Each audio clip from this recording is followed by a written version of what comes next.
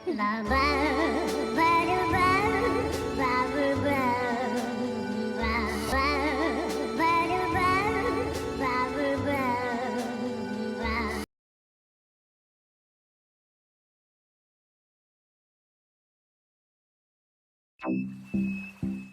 kita review, jadi ini dia tampilan dari box packaging 9K Runner Diver. Dari covernya bisa langsung kelihatan kalau ini tuh kesannya dinamis dan sporty banget. Spek dan fitur kunci produk ini bisa kita lihat di box bagian belakangnya. Mulai dari Bluetooth versi 5.2, proteksi IPX8 rating, pin charger magnetik, internal flash drive sebesar 16GB, dan frame yang terbuat dari titanium alloy. Kalau sekilas dari speknya, ini sih kelasnya udah bisa masuk ke kategori premium headphone. Setelah cover boxnya dibuka, di dalamnya ada box hitam dengan logo 9K Runner Diver yang di emboss metalik. Ini lumayan bisa nambahin kesan premium dan juga elegan. Lanjut, di dalamnya ada headphone-nya yang ini warnanya grey. Terakhir di kompartemen paling bawah isinya ada manual book berbahasa Inggris, kabel charger magnetik sekaligus sebagai kabel data, dan ada sepasang safety ear tips untuk menutup telinga. Bisa dipakai waktu berenang nanti. Oke, kita mulai dulu soal desain dan build quality. Sebelumnya saya udah pernah pakai headphone jenis open ear kayak gini, dan 9K Runner Diver ini jujur build quality-nya 2 jempol. Pertama, desainnya termasuk compact dan juga ringan. Karena framenya terbuat dari titanium alloy, jadi bikin nggak khawatir kalau nggak sengaja ketekuk-tekuk. Ukuran eardrumnya juga pas nih, nggak kebesaran tapi juga nggak kekecilan. Di ujung bagian eardrum ada semacam tips yang berisi mikrofon. Bentuk tipsnya ini juga unik karena beda sama yang lain. Ini kayak ngikutin kontur telinga manusia. So 9K Runner Diver ini nyaman banget untuk dipakai durasi yang lama. Nggak bikin cepet pegel pokoknya. Buat user yang pakai kacamata, ada kabar baik, headphone ini kompatibel buat dipakai bareng kacamata. Mantap banget. Saya juga apresiasi sama 9K karena ngasih lapisan karet silikon di seluruh bodi headphone-nya. Bahan karet silikonnya ini lembut dan terasa soft touch kalau bersentuhan sama kulit. Bahannya skin friendly, jadi nggak bikin alergi atau iritasi selama di pemakaian.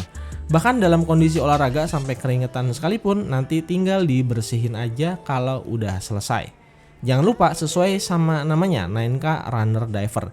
Headphone ini punya sertifikasi IPX8 yang artinya device ini nggak cuma bisa dipakai berolahraga atau beraktivitas di indoor atau outdoor, tapi juga bisa di dalam air. Buat yang mau berenang atau sekedar main air, kita bisa pakai headphone ini sampai di kedalaman 20 meter dengan durasi selama 1 jam. Kalau dibutuhin, usernya juga bisa pakai safety ear tips supaya telinga nggak kemasukan air. Nggak perlu beli lagi karena udah disediain di paket pembeliannya. Satu fitur yang paling killer sekaligus fitur mewah ada di dedicated MP3 player function. Ya, dengan flash drive sebesar 16GB atau 2 kali lipat dari storage standar MP3 player, kita bisa masukin lagu-lagu favorit ke dalam 9K Runner Diver ini. Artinya kalau rata-rata satu lagu size-nya 5MB, headphone ini bisa nampung kurang lebih 3000 lagu dengan format MP3 atau juga FLAC. Cara ngisi filenya juga gampang, tinggal ditempelin aja kabel magnetik ke bodi, terus dicolok ke PC atau laptop di rumah. Selain file musik, kita juga bisa transfer segala jenis file lainnya karena flash drive-nya bisa berfungsi sebagai portable flash disk. Jadi kalau kalian mahasiswa ataupun profesional, 9K Runner Diver ini bisa jadi teman olahraga sekaligus jadi teman produktivitas. Untuk aktivasi kontrol, 9K Runner Diver ini punya 3 tombol fisik. Yang pertama tombol power yang ada di eardrum bagian kiri, dan yang kedua ada tombol volume multifungsi yang posisinya ada di bodi sebelah kanan. Pemilihan tombol fisik kayak gini menurut saya jauh lebih nyaman dipakai dibandingkan pakai touch sensor. Alasannya di area kayak gini murni cuma ngandelin feeling di tangan aja. Makanya akan lebih presisi kalau pakai tombol yang harus ditekan secara fisik sama tangan. Tekan dan tahan tombol power untuk menyalakan atau mematikan device. Tekan 2 kali untuk memilih antara mode Bluetooth atau mode music player.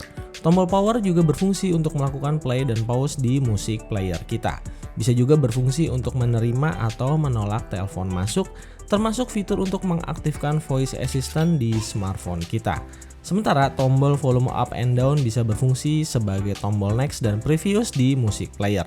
Caranya tinggal ditekan dan ditahan selama 1 detik. Buat yang pengen tahu status koneksi dan baterai, nggak usah khawatir mengira-ngira. Di bodi sebelah kanannya ada lampu LED notifikasi berwarna biru dan merah. Gimana soal technical speknya? Jadi 9K Runner Diver ini udah pakai Bluetooth Low Energy versi 5.2. Versi Bluetooth terbaru ini bikin kualitas koneksi dan audio transfernya jadi jauh lebih baik kalau dibandingin sama Bluetooth versi sebelumnya. Kalau dari pihak 9K katanya sih bisa mengurangi Bluetooth drop sampai 87%. Mengurangi audio delay sampai 83% dan bisa bikin baterai lebih hemat sampai 67%. Nah, untuk proses pairing ke smartphone, 9K Runner Diver ini punya protokol NFC Bluetooth, di mana kita bisa sambungin smartphone ke headphone ini dengan cara tinggal di tap aja eardrum di bagian kanan yang ada ikon lingkaran. Nanti begitu di tap akan muncul pop-up menu untuk melakukan proses pairing. Oh ya, untuk pakai fitur ini smartphone kalian wajib punya fitur NFC. So, fitur kayak gini tuh jadinya mewah banget, tapi mungkin belum banyak orang yang tahu ya. Tapi pastinya fitur kayak gini hanya ada di kelas headphone premium aja. Well, saya emang nggak punya hasil tes spesifik dengan angka-angka. Tapi selama di pemakaian, koneksi Bluetooth-nya emang beneran stabil, nggak gampang putus-putus. Oh ya, pakai headphone jenis open ear kayak gini emang punya tantangan nih soal delay yang biasanya sering kejadian. Terutama kalau lagi dipakai buat nonton video streaming. Nah, di 9K Runner Diver ini audionya nyaris nggak ada delay. Jadi kita bisa nikmatin streaming musik ataupun video tanpa adanya gangguan. Nah, ngomongin audio quality, saya juga harus kasih 2 jempol sama headphone ini. Walau jenisnya open ear, tapi ternyata suaranya tetap punya power yang gede. Sedikit catatan, kalau mau dapetin hasil suara terbaik dari headphone ini, sebaiknya pakai volume maksimalnya di 80% aja. Kenapa? Karena open ear punya kelemahan di getaran eardrum. Apalagi kalau dipakai buat dengerin musik yang karakter bass headnya dominan. Nanti malah nggak nyaman dipakai dan suaranya bisa bocor keluar. Karakter suaranya lebih ke arah bright ya. Karakter audionya crispy dan clear, terutama kalau kalian dengerin musik dengan format FLAC. Algoritma audio di 9K ini bikin detail-detail kecil di instrumen stagingnya jelas, nggak saling tumpang tindih, makanya baik vokal maupun instrumen bisa kedengeran jernih dan jelas banget. Rapi pokoknya suaranya. Suara di low-nya emang standar dan nggak terlalu keluar, tapi untuk di mid dan high powernya berasa banget dan suaranya jernih. So kalau dipakai buat dengerin lagu dengan suara vokal atau instrumen melodi yang dominan, 9K Runner Diver ini bakal manjain telinga kita.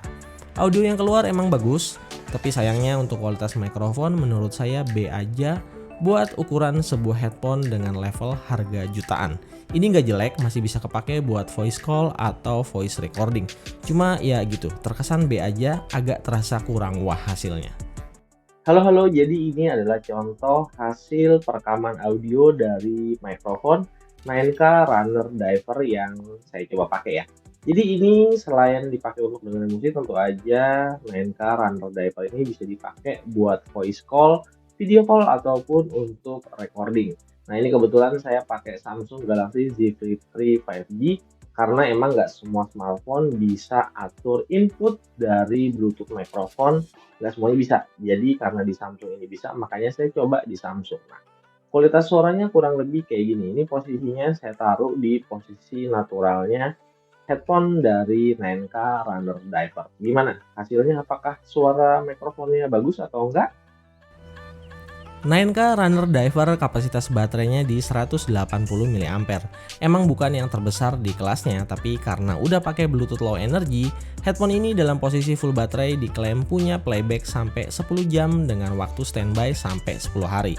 Kalau dari pemakaian saya pribadi, saya baru nyobain 3 jam nonstop dan baterainya masih bisa dipakai buat 2-3 hari ke depan.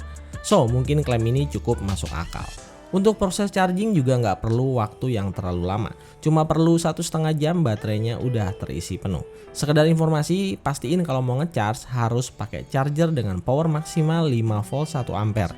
Jangan pernah pakai charger fast charging punyanya smartphone, karena ini bakal ngerusak headphone kalian.